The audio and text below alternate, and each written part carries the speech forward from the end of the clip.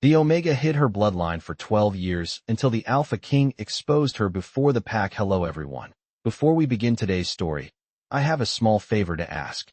Please hit subscribe and turn on the notification bell so you never miss our channel's new videos.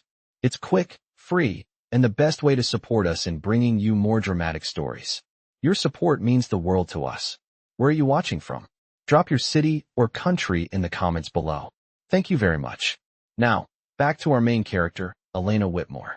For 12 long years, Elena learned how to make herself smaller without anyone noticing, how to soften her presence, how to quiet instincts that were never meant to be silenced. Because in Silver Hollow Pack, bloodlines were measured like currency and judged like law, and survival depended on knowing when to hide. Elena had been 14 when her mother's breathing grew shallow beneath a pale moon, when a trembling hand had gripped her wrist with surprising strength, when a whisper had slipped between them like a secret meant to save a life, not ruin it. And from that night forward, Elena understood that being seen was dangerous. Each morning she woke before sunrise, long before the pack houses stirred, completing chores no one else wanted, keeping her head bowed, her scent muted, her heartbeat steady even when insults drifted past like cold wine through pine branches. Because an Omega who drew attention was an Omega who paid for it. The elders called her harmless, forgettable, the kind of wolf who would never matter, and Elena accepted the words with a calm mask that took years to perfect, though inside she counted every breath, every step, every mile she walked within pack borders, always careful not to cross lines she could not return from. What no one saw was the discipline it took to keep the truth contained, to hold back something older than Silver Hollow itself, something her mother had sworn her to protect, something that hummed quietly beneath her skin like a locked door that refused to stay silent forever. On the morning King Rowan Blackthorn arrived, the air felt heavier than usual, thick with anticipation and unease, and Elena noticed it the way she noticed everything, filing it away without comment as banners were raised and voices lowered. The Alpha King's presence changed the rhythm of the pack even before his boots touched the ground, and when he finally entered the Great Hall, conversation stilled as if the room itself had drawn a careful breath. Elena stood at the edge, exactly where she belonged, eyes down, posture composed, telling herself this was just another day, another reminder to remain unseen. Yet something shifted when she felt his gaze pass over the room and pause, just for a second too long, in her direction. She did not look up, did not move, did not allow the quiet alarm in her chest to show, because 12 years of hiding had taught her one unbreakable rule. The moment you believe you are safe is the moment everything changes. Elena kept her eyes lowered as the hall settled into an uneasy quiet, the kind that pressed against her ears until she could hear her own heartbeat, steady and controlled the way she had trained it to be, even as the Alpha King took his place among the elders. She focused on familiar details to ground herself, the smooth grain of the wooden floor beneath her boots, the faint scent of pine resin carried in from the surrounding forest, the weight of routine that had shaped her days for more than a decade. For everyone else, this gathering was a rare honor, a moment to be seen and measured, but for Elena it was a test of endurance, another reminder that survival depended on remaining unremarkable. The elders spoke in low, formal tones, discussing borders and alliances, and Elena listened without appearing to listen, catching fragments the way she always did, because knowing more than you revealed was another form of protection.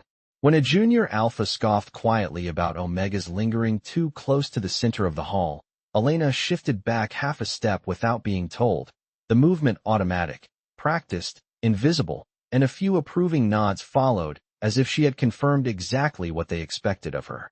She felt the familiar ache behind her ribs then, not pain, not anger, but the dull weight of years spent swallowing words and instincts alike, a reminder of promises made long ago under a moon that no longer felt gentle.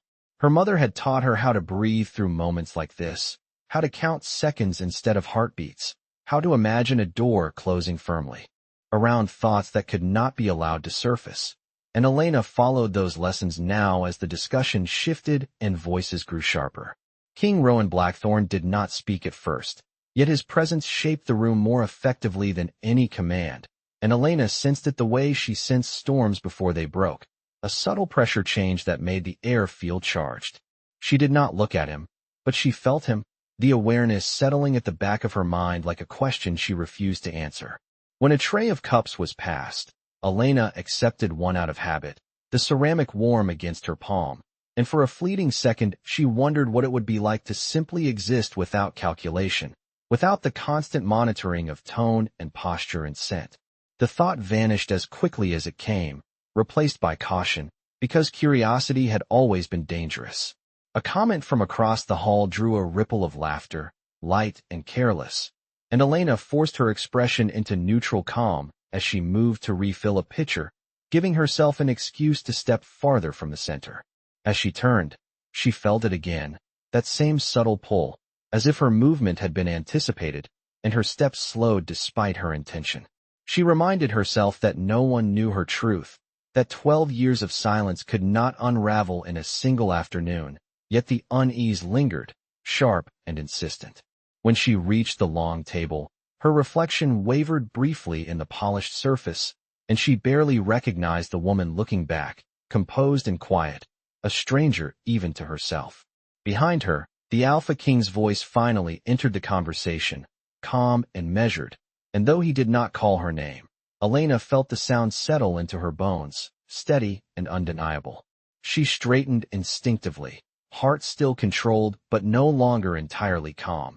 And in that moment she understood something she had tried not to consider for years, that hiding could protect her body, but not forever shield her from being seen, and that whatever had drawn King Rowan Blackthorn's attention had already begun to shift the careful balance she had built her life upon.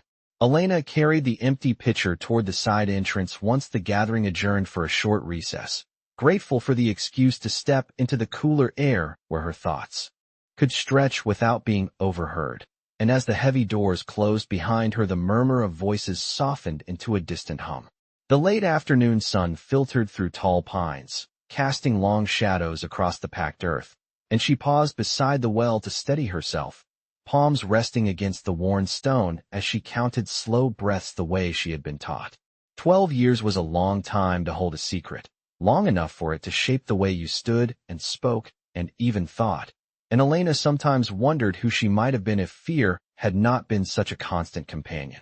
Her mother's voice lived in her memory with startling clarity, not loud or dramatic, but firm in the way of someone who understood consequences too well, reminding her that power without protection invited destruction, that bloodlines could inspire reverence or resentment depending on who discovered them first. Elena had believed her, had lived by those words. Yet now the careful structure she relied on felt unsteady, as if one misplaced stone could send everything tumbling.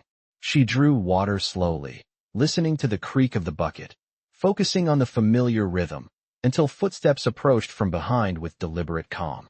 She did not turn immediately, though her senses sharpened, recognizing the measured pace without needing confirmation. When she finally faced him, King Rowan Blackthorn stood a respectful distance away, his expression unreadable, his presence filling the quiet space without effort. He did not speak at once, and neither did she, because silence had its own language, and Elena understood it well. The Alpha King's gaze did not linger in a way that felt intrusive, yet she felt seen in a manner that made her instinctively straighten, every lesson about composure rising to the surface. He commented instead on the land, on the strength of the forest and the discipline of the pack, his tone neutral, almost conversational, and Elena answered politely, choosing her words with care, offering nothing beyond what was expected.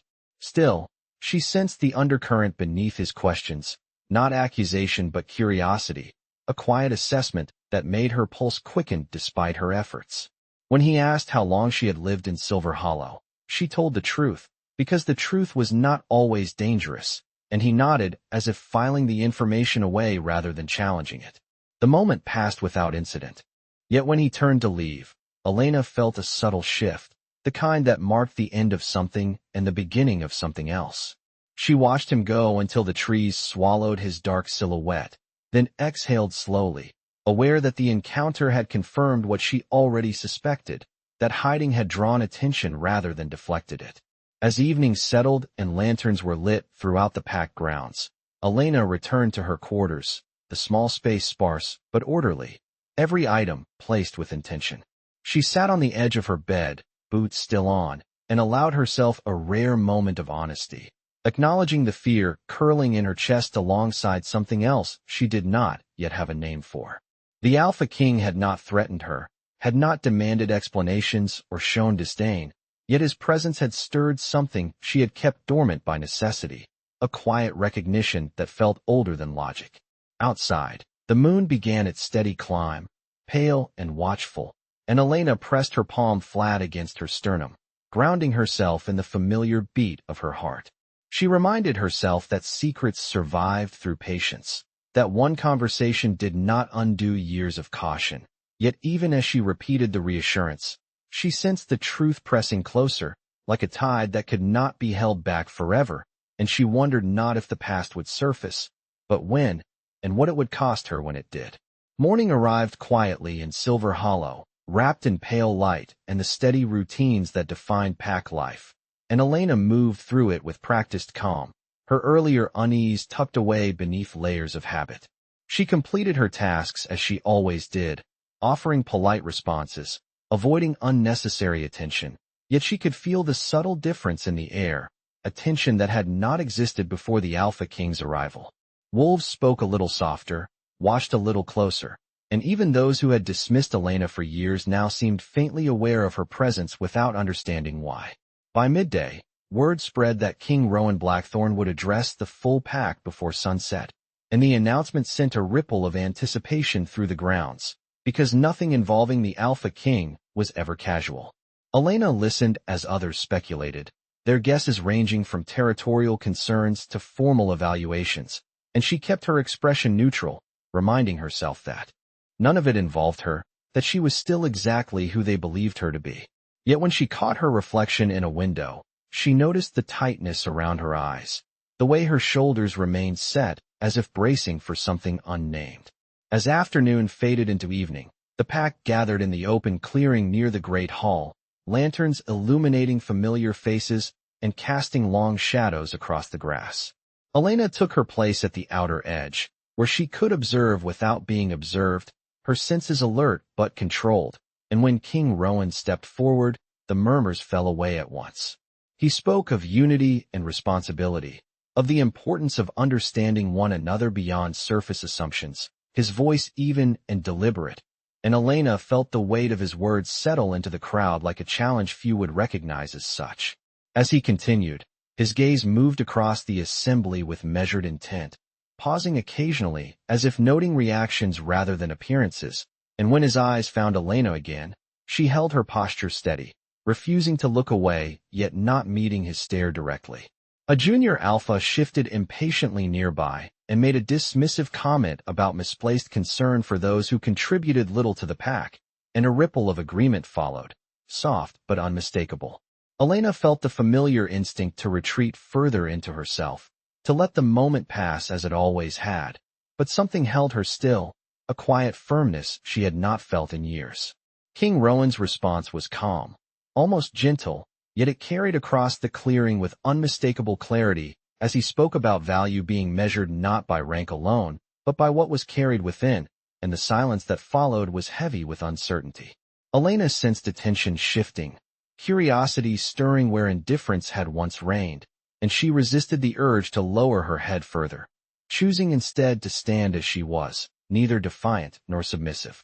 When the gathering concluded, wolves dispersed in subdued clusters, voices hushed, and Elena remained where she was for a moment, breathing evenly, aware that the balance she relied on was changing in ways she could not fully predict. As she turned to leave, she found King Rowan waiting a short distance away, not blocking her path, simply present, and he addressed her directly at last, asking if she felt the pack truly knew itself. The question was unexpected, and Elena answered honestly, saying that knowing oneself was often more difficult than judging others, and a faint, thoughtful expression crossed his face. He did not press further, offering instead a brief acknowledgement and a quiet assurance that truth, when revealed, could be a form of protection rather than a threat. The words followed Elena as she walked away, echoing in her thoughts long after the clearing emptied, and that night, as she lay awake listening to the forest beyond her window, She understood that the careful boundaries she had drawn were beginning to blur, not because she had failed to hide, but because someone with the power to see beyond appearances had chosen to look. The days that followed moved with deceptive calm, as if Silver Hollow itself were holding its breath, and Elena felt the pressure of it in small, persistent ways, in the glances that lingered a second too long, in the sudden pauses when conversation stopped as she passed. She continued her work without complaint, completing tasks with the same quiet efficiency she always had, yet she sensed how awareness had begun to ripple outward from the Alpha King's presence, altering perceptions she had spent years carefully shaping. Wolves who once dismissed her now watched her with subtle curiosity, unsure of what had changed but certain that something had, and Elena responded by retreating further into discipline, maintaining control over her scent, her posture, her tone, because control was the last shield she trusted. Each night, she dreamed of her mother standing beneath a wide sky, her expression unreadable, her hand raised as if to warn or bless her, and each morning Elena woke with the echo of those dreams pressing against her chest like a reminder she could not ignore. When King Rowan requested a series of individual meetings with pack members, the announcement was met with nervous anticipation, and Elena told herself there was no reason she would be included, that she was still, by every visible measure, unremarkable. Yet when a messenger approached her near the well, politely informing her that the Alpha King wished to speak with her privately, the ground seemed to tilt beneath her feet despite her careful composure.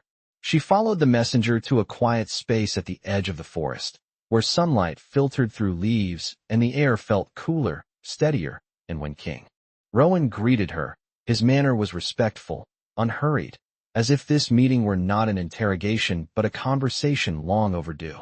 He spoke first of observation, of how leadership required seeing what others overlooked, and Elena listened with measured attention, answering when addressed, careful not to offer more than necessary. Yet as the conversation unfolded, she realized he was not asking about her actions but about her choices, about why she stayed silent when others spoke for her, about what she believed made someone strong. The questions unsettled her because they brushed against truths she had kept buried, and for a moment she considered deflecting them as she always had, but something in his steady gaze made evasion feel hollow. She spoke cautiously, explaining that strength could be quiet, that survival sometimes required restraint rather than display, and he listened without interruption, as if weighing every word. When he remarked that such restraint often came at a cost, Elena felt the truth of it resonate deeply, and she allowed herself a small nod, acknowledging what she rarely admitted even to herself.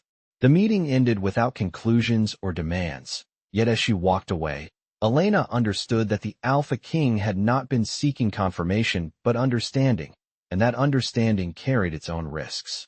In the days that followed, rumors began to circulate, subtle at first, then more persistent, whispers about unusual readings of scent, about inconsistencies noticed only by those trained to perceive them, and Elena felt the familiar tightening of fear return, sharper now because it was paired with an unfamiliar resolve. She could not undo what had begun, could not force the pack to unsee what they were beginning to sense, and as another gathering was announced, more formal than the last, she realized that her years of hiding had led her not away from attention, but directly toward a moment she could no longer avoid. Standing alone beneath the night sky, Elena pressed her palm against the cool bark of an old tree and breathed deeply, steadying herself as she had been taught, aware that the truth she carried was no longer hers alone to protect, and that whatever happened next would define not only how the pack saw her, but how she chose to see herself. The night of the formal gathering arrived with a clarity that felt almost deliberate. The sky stretched wide and cloudless, as if nothing were meant to remain hidden beneath it, and Elena felt the significance of the moment long before the first lanterns were lit.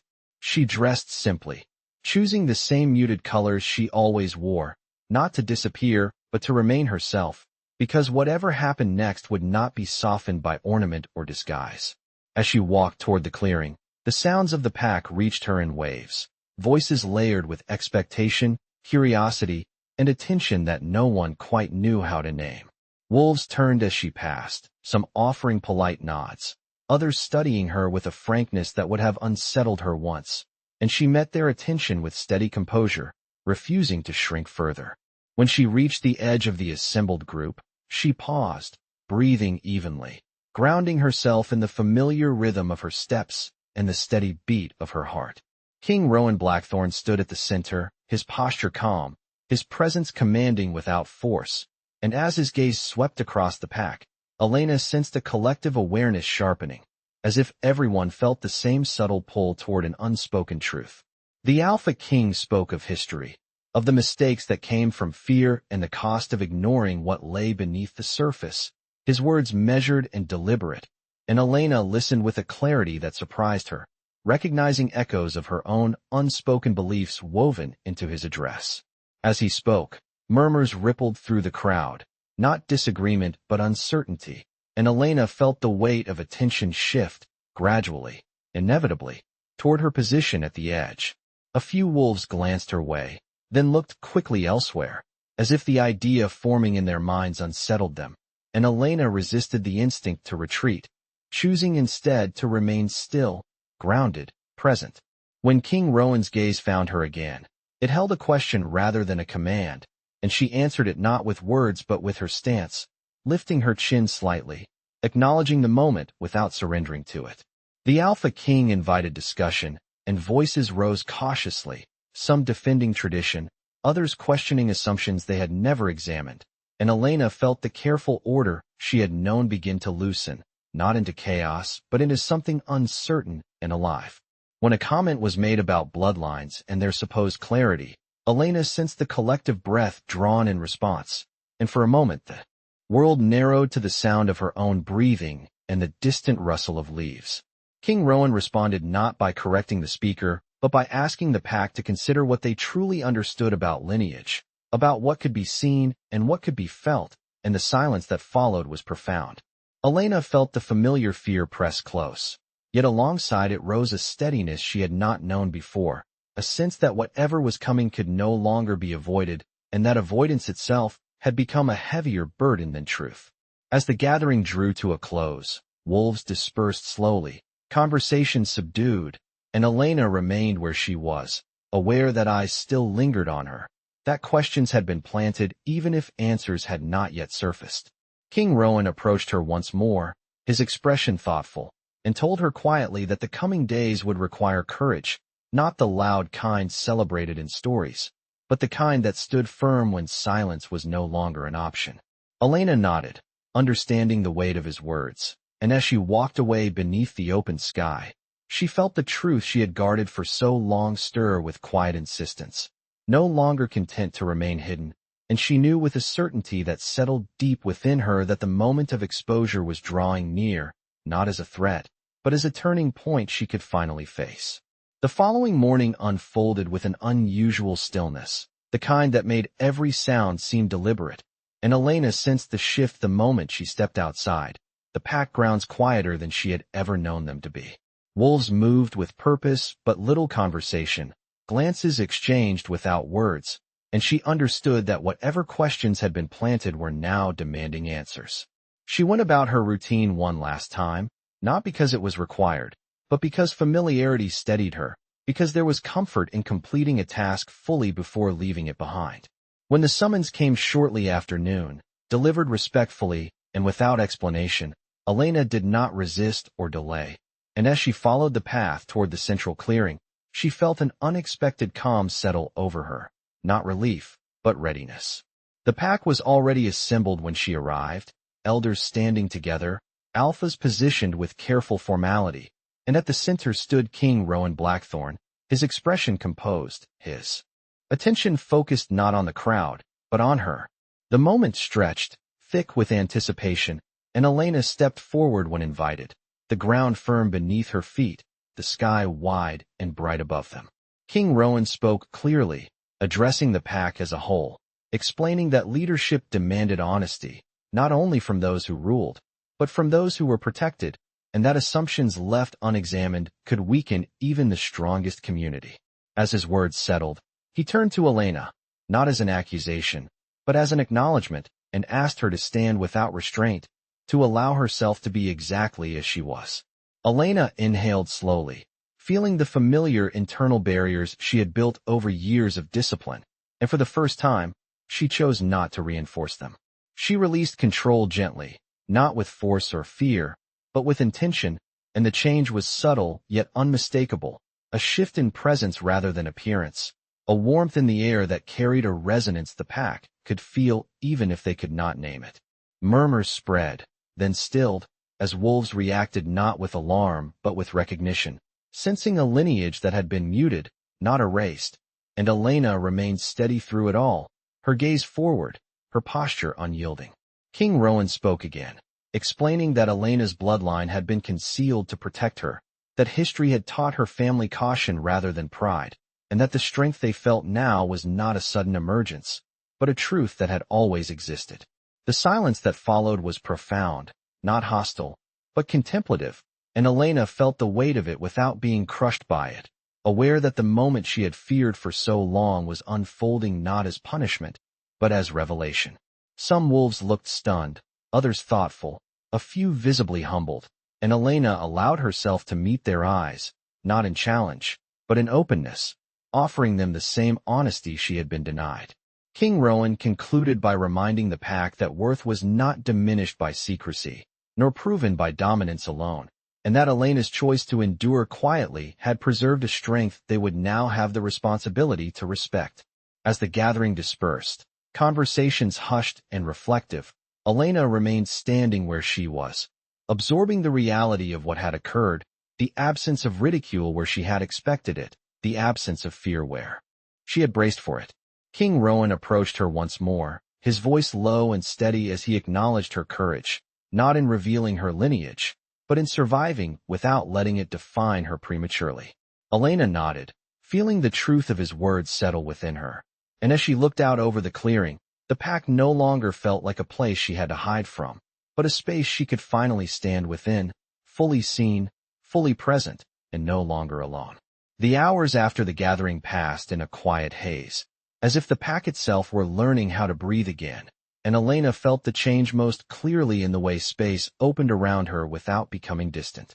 Wolves greeted her carefully, not with fear or reverence, but with a tentative respect that felt unfamiliar yet sincere, and she answered them as she always had, calmly, steadily, allowing the new reality to settle without forcing it.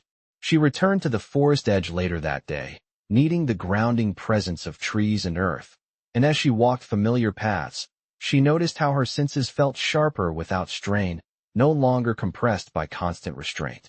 It was not power that surprised her, but ease, the absence of the tight vigilance she had carried for so long that she had mistaken it for normal.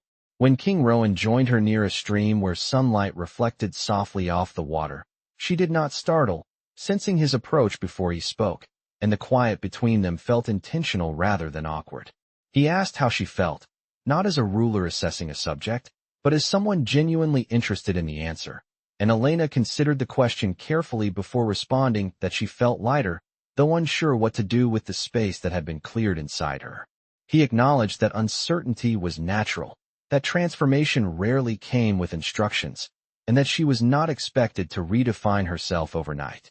As they walked slowly along the bank, he spoke of responsibility, of how recognition did not erase the past but reframed it, and Elena listened, aware that this conversation was not a continuation of her exposure but a bridge toward what came after.